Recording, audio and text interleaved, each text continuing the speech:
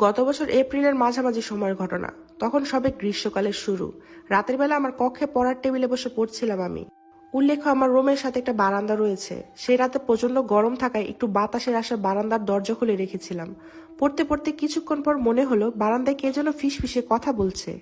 কিন্তু এই কতক্ষণের মধ্যে আমি কাউকে বারান্দায় আসা যাওয়া করতে দেখিনি। তাহলে বারান্দায় কে এইভাবে ফিসফিসে কথা বলছে? নাকি আমারই মনের ভুল? আমার মনের ভুল ভেবে বিষয়টাকে নিয়ে এত মাথা ঘামালাম না। কিন্তু না, অনেকক্ষণ ধরে শুনতে পাচ্ছি বারান্দায় কেউ ফিস ফিসিয়ে কথা বলছে। আমি এবার উঠে বারান্দায় গেলাম এবং গিয়ে যা দেখলাম তাতে আমি প্রায় চমকে উঠলাম। বারান্দার গ্রিলে একটা সাদা শাড়ি ঝুলছে।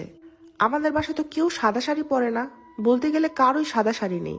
তাহলে এই শাড়িটা কার? আর বারান্দায় তো কেউই নেই, তাহলে এতক্ষণ কে ফিস ফিসিয়ে কথা বলছিল? আমি এবার প্রচন্ড ভয় পেয়ে গেলাম। আমি তাড়াতাড়ি গিয়ে আম্মুকে সবটা খুলে বললাম। আম্মু বললেন, চল তো দেখি কোথায় সাদা শাড়ি। কিন্তু কি আশ্চর্য, আম্মুকে নিয়ে আসার পর দেখি বারান্দায় শাড়ি নেই। তন্ন তন্ন করে খুঁজলাম, কোথাও নেই। তখন আম্মু বলল, এসব তোমার মনের ভুল, বারান্দায় তো কিছুই নেই, কোথায় সাদা শাড়ি? আমি আম্মুকে অনেক বোঝানোর চেষ্টা করলাম, কিন্তু আম্মু এটাকে আমার মনের ভুল ভাবলো। তখন আমার মাথায় আসলো হয়তো বাতাসে শাড়িটা নিচে পড়ে গেছে। আমি তাড়াতাড়ি করে নিচে গেলাম সেটা খুঁজতে, কিন্তু না, নিচে কোনো শাড়ি নেই। উদাসীন মনে বাসায় ফিরে আসলাম। তারপর আবারও এটা নিয়ে ভাবলাম হয়তো এটা আমার মনের ভুল। রাতে পড়া ও খাওয়া দাওয়া শেষ করে যখন ঘুমাতে যাব, তখন দেখি আমার বালিশের উপর সাদা একটা শাড়ি ভাঁজ করে রাখা আছে। ঠিক সেই শাড়িটা যেটা আমি বারান্দায় দেখেছিলাম। আমার তো ভয়ে রীতিমতো হাত পা কাঁপা শুরু হয়ে গেছে। আমার সাথে কেন এসব হচ্ছে? আমি ভয়ে দুপা পিছিয়ে গেলাম।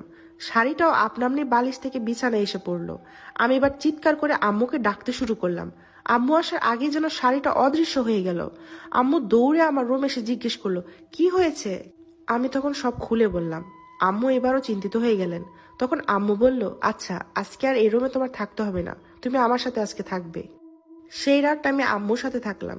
পরের রাতে আবার দাদা দাদুর একটা বিষয় নিয়ে ঝগড়া হয়েছিল। তাই দাদু রাগ করে একা একা ছাদে চলে গিয়েছিল আর বলেছিলেন কেউ যেন দাদুকে ডাকতে না যায়।